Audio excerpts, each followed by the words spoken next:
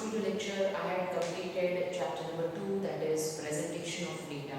Now in this video lecture I am going to start with the third chapter of statistics, that is measures of central tendency. Now students in standard 10th, you have already studied in maths. There were 2 chapters related to statistics. In that you already studied the basic concept of mean, median and mode. Over here also the same topics we have to do the practical sums related to mean, median and mode in this chapter. So let's start with it.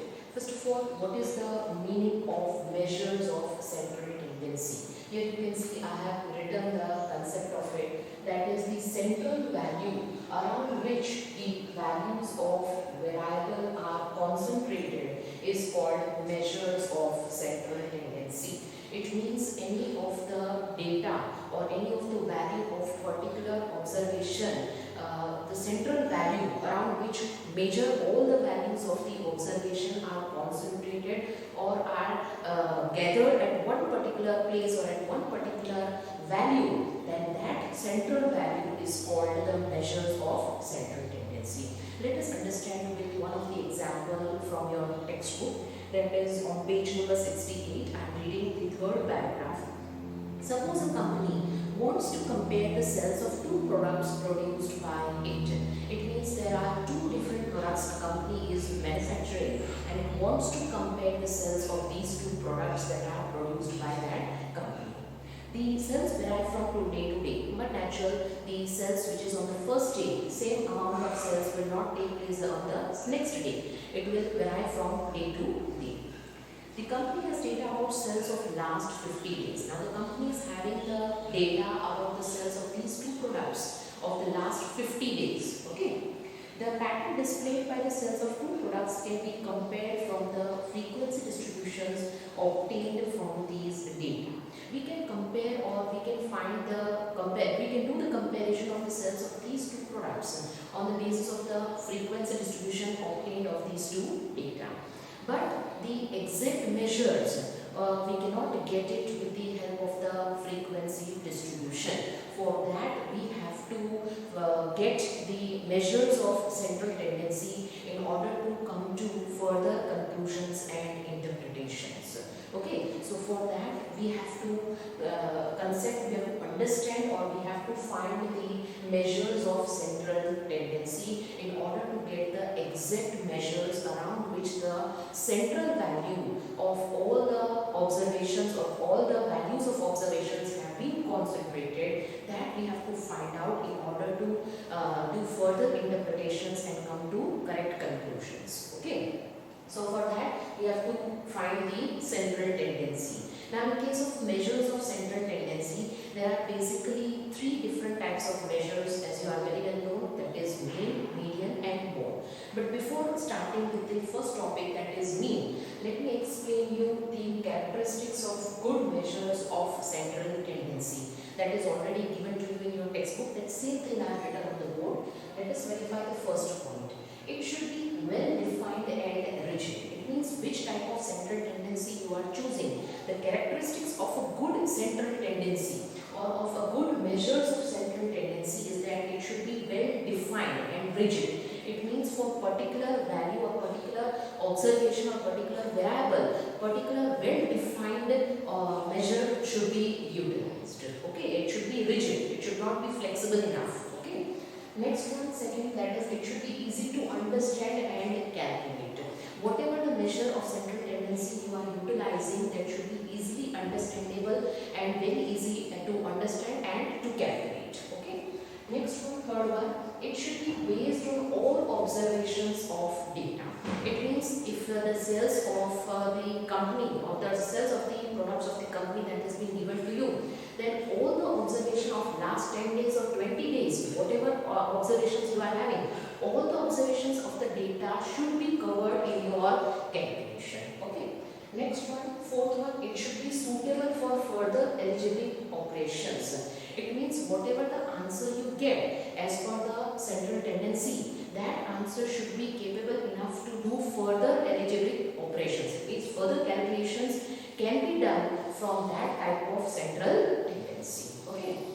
Next one, fifth point, It should be stable measure. It should be stable. It should not be flexible enough. It should be moving or same with same type of sample and with the same population or same observation. The same value of measure of central tendency should be available. It means it is a stable measure. Even though the sample and if different persons are doing the measures of central tendency, then even though it has been done by different persons, the answer should remain stable, because the same sample and the same amount of observation on the same variable, the answer should be stable. It should not differ from person to person. Okay. Next one, the sixth point of good measure of central tendency, that is, it should not be unduly affected by a few very large or very small observations. It means whatever the central tendency that you are utilizing, whatever the answer you get by applying the formulas or equations of measures of central tendency, by that formula it should not be affected by any of the few large observations or any of the few small observations. Suppose the data of the expenses of milk for a particular family is given to you of last 10 days, then whatever the answer you find by any applying of the central tendency, it should not be concentrated to the higher value of observations or not concentrated to the lower value of the observations. It should be covering all the observations equally in the measure of central tendency. Okay, so these are the characteristics of a good measure of central tendency. Now, after understanding the meaning and characteristics of a good measure of central tendency, you are knowing the three types of measures of central tendency. That is, first one mean, second one that is median, and other positional averages. Other positional averages means quartiles. Okay, that you will understand later on. And the third one, that is mode. Okay, so today we are going to start with the first topic, that is mean. Okay, mean is just the average. Okay, so how to find the mean? There are two different formulas. The first one that is for raw or ungrouped data, and the second one that is for grouped data. It means for raw or ungrouped, it means if the data that are not grouped, that are not classified, then as it is from wherever, from whichever sources we have collected the data, we are finding the mean from that raw data. Then it is called raw or ungrouped data. And whenever that data which we are obtaining from any of the sources that is being classified into different characteristics, into different categories, then that is called grouped data. Okay, so the formulas would be differing for raw or ungrouped data and for grouped data. Okay, first of all, let us understand for raw or ungrouped data what is the basic formula. You are knowing we are representing mean by which symbolizing as x bar. Okay, always we are doing x and above it we are doing a horizontal line. So it is denoting as x bar. It is read as x bar. Okay, so x bar is equal to sigma x upon n. X is the number of observations. What is x, students? X is the number of observations. It means suppose the data of 10 different observations of a particular variable are given to you, then that is called the x. Okay, each and every observation is called x. Okay, and sigma means what? The total of all that observations. So sum of all the observations, what it is called? Sigma x is equal to sum of all the observations upon n. N means number of observations. Suppose 10 observations of a particular variable are given to you, then n is equal to 10. Okay, so the formula is sum of observations upon number of observations. So whatever the value of the 10 observations are given to you, that addition will be shown in the numerator, and whatever the number of observations that you are adding, that will be denoted in the denominator. Okay, so sigma x upon n, that is the basic formula for raw or ungrouped data. The first formula to find mean, and mean is denoted by x bar. Okay, so up till now we have understood the first formula. Now the shortcut method I have written over. Now what is shortcut method? Shortcut method means when the observation value is too large and it is very difficult to do the calculation orally or speedily. Okay, so in that case we can opt for the shortcut method, in which instead of taking the value of x, we are taking d, that is called deviations. It means we are taking assumed mean over here. Okay, so the formula will be, that is a plus sigma fd upon n. It means a is called denoted for assumed mean. Whatever assumption we are taking of any of the particular observation as mean, that is called a, and sigma f d upon n. f d upon n. D means the deviation from the mean, that is called sigma f d upon n. N means number of observation and sigma means the total of f d. Okay, so in this way, this is the shortcut method. Now after doing this first topic, that is raw or ungrouped data, let us understand the formulas for finding the mean for grouped data. In case of grouped data also there are two formulas. The first one, that is x bar is equal to sigma fx upon n. Students, in case of ungrouped data it was only sigma x upon n. Over here you will get the frequency also in the question of each and every observation. It means each and every observation is repeated for how many number of times. That will also be mentioned to you in the question. It means the frequency f. Okay, so in case of group data, the frequency will be given to you in the question. So your formula will be sigma fx upon n. Fx means f multiplied by x, and whatever the column you get for multiplication of f and x, that you have to do the total of it. That is called sigma. Okay, so sigma fx upon n.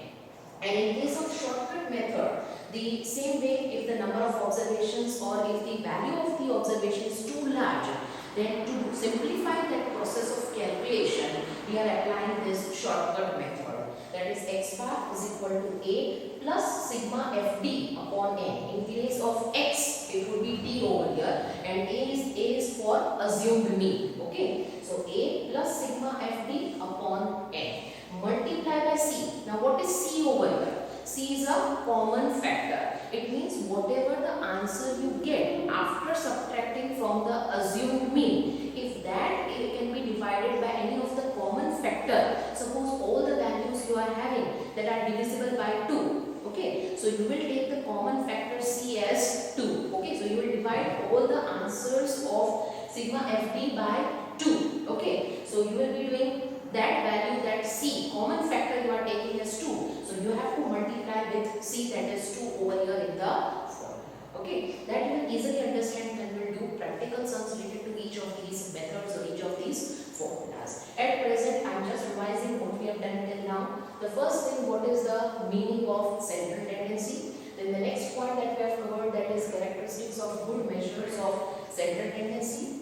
Then after the three different measures of central tendency, that is mean, median and mode. In that, today I have started the first topic, that is mean of ungrouped data and mean of grouped data.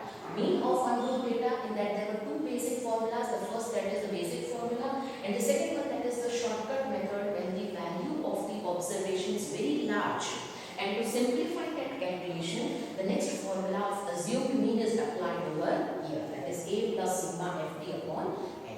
And in case of grouped data, whenever the data is grouped or classified into different categories, that is called group data.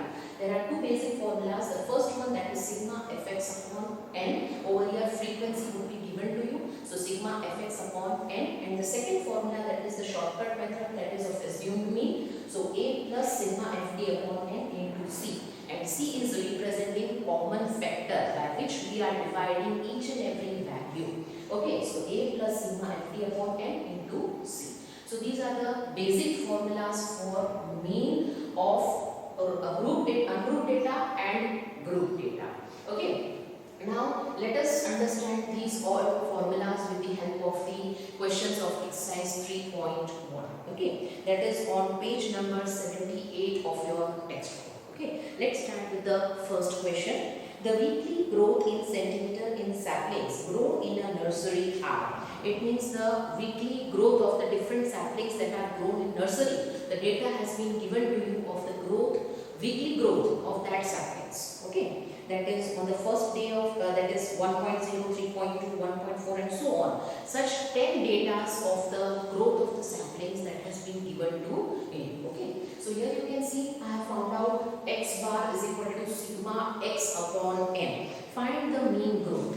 Over here it has been asked to you to find the mean growth. Students, in exam, in question, it would be clearly mentioned to you whether you have to find mean, median or mode. Okay, so it will be clearly mentioned to you.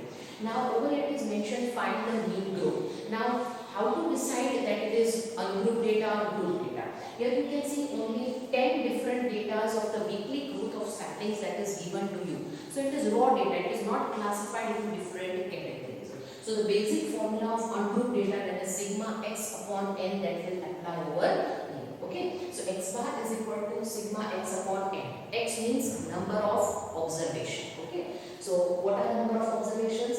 That is 1, 2, 3, 4, 5, 6, 7, 8, 9 and 10. So total 10 data or 10 observations are given to you. So we have to do the total or sum of all that observations. That is sigma x. Okay, so we have done the sum of all the observations. The total of that observations, that into 17.8 divided by n. N means number of observations. Total how many observations are given to you? That is 10. Okay, so n is equal to 10. So 17.8 divided by 10 is equal to 1.78. I have written over here centimeter because you can see in the question whatever the weekly growth of saplings that are given to you, that is measured in the unit centimeter. So whenever you are, whatever answer you are getting, don't forget to write the unit. Students, if your answer is correct but you have not written the unit of that answer, then 0.5 can be easily cut. Okay, so see that, don't forget to put the units. It depends, it differs from question to question. Okay, so this was very easy sum. It is just the sum of observations upon number of observations. Now moving on to the second question, let us read it. The mean age of 4 participants in a relay race was calculated to be 24 years. It means the mean is already given to you, that is 24 years, and number of participants, that is 4 participants in a relay race. Okay, so n is given to you, x bar is given to you. See, I have written x bar is given to you 24 years, n is given to you 4 participants in relay race, and correct observation. Now the next line that I am reading, that is later it was found that one of the participants' age was actually 27 years, which was wrongly recorded as 25 years. It means the actual age of one of the participants out of the 4 that was recorded was actually 27 years, but by mistake it has been recorded as 25 years. So whatever the mean that we have got in the question, that is the wrong mean. Okay, because the one of the participants' age has not been recorded or recorded correctly. So whatever the mean that we have got, that is the wrong mean. So we have to find the corrected mean over here. Okay, so let us read the last line. If there is a rule wherein it is not possible to participate in this race if the mean age is more than 25 years, can they participate in this race even after the correction of age?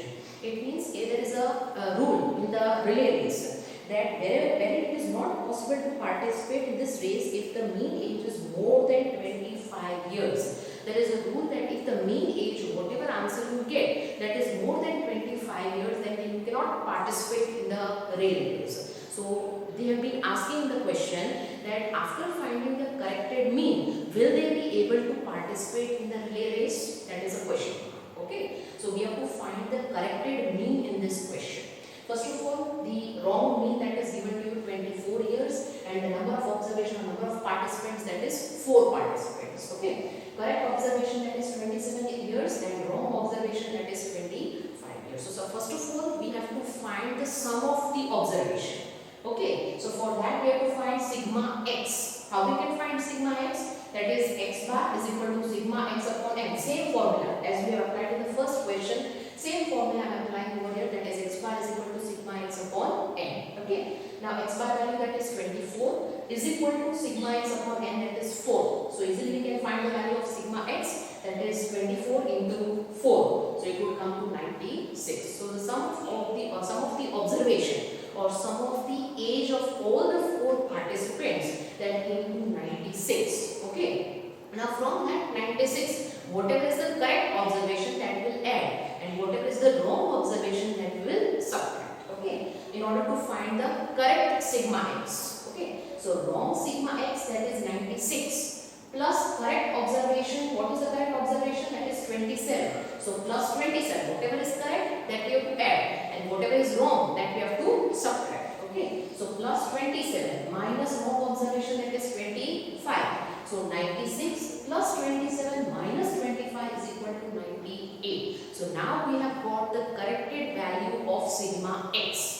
After getting the corrected value of sigma x, we have to find the corrected mean. Okay. So here you can see I have written corrected mean is equal to corrected value of sigma x, that is 98. Now we take 98, not 96. Okay. So 98 divided by number of participants, that is 4 only. Okay. So 98 divided by 4, you will get 24.5 years.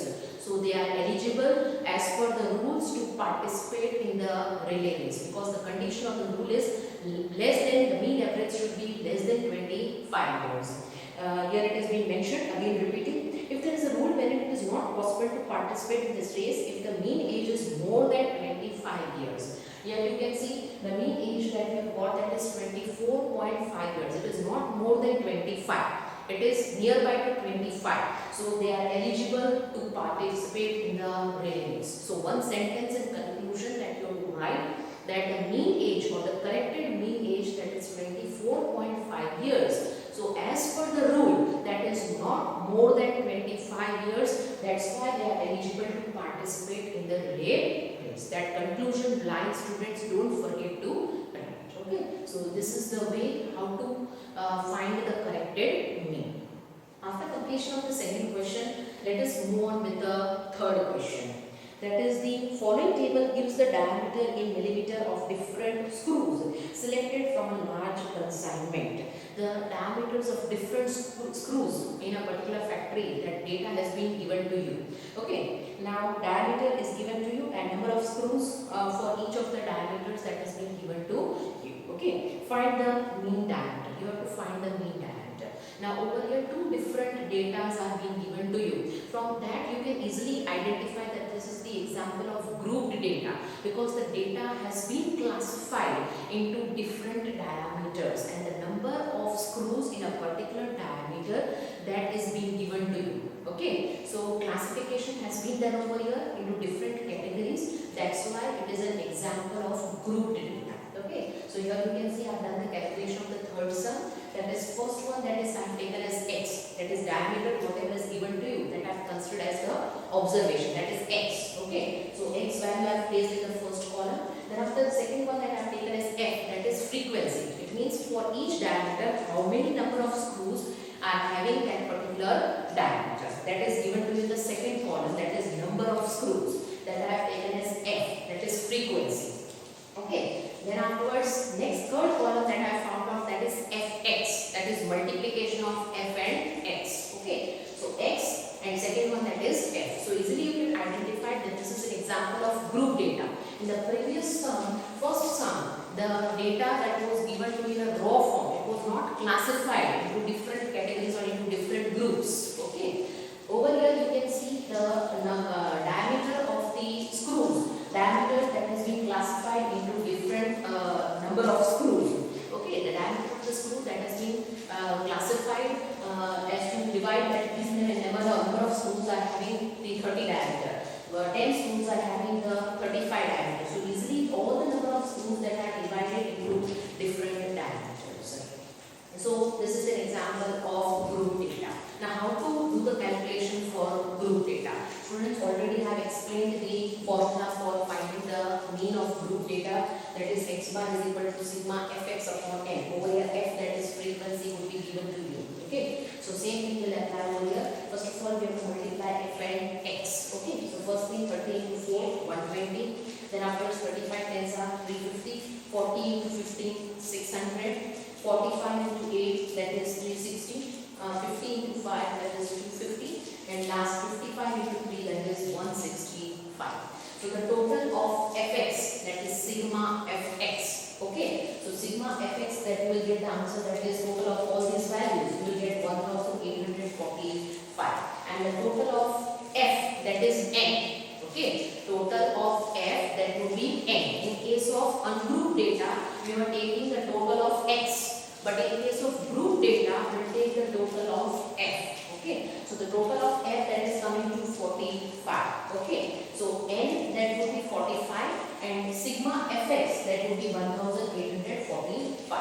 So as per our formula of group data, that is x bar is equal to sigma fx upon n. Okay, so sigma fx upon n, sigma fx value that we got 1845 divided by n, that is the total number of frequency, that is 45. So 1845 divided by 5 is equal to 41 millimeter. You will divide, you will get the answer, that is 41 millimeter.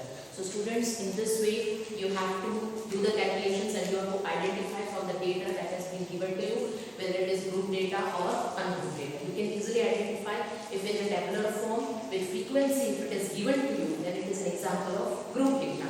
And if just raw data has been given to you, then it is an example of ungrouped data. So students, that's all for today. In the next video lecture, still we'll be understanding few more formulas of continuous frequency distribution. Till then, goodbye. Keep practicing. Stay blessed.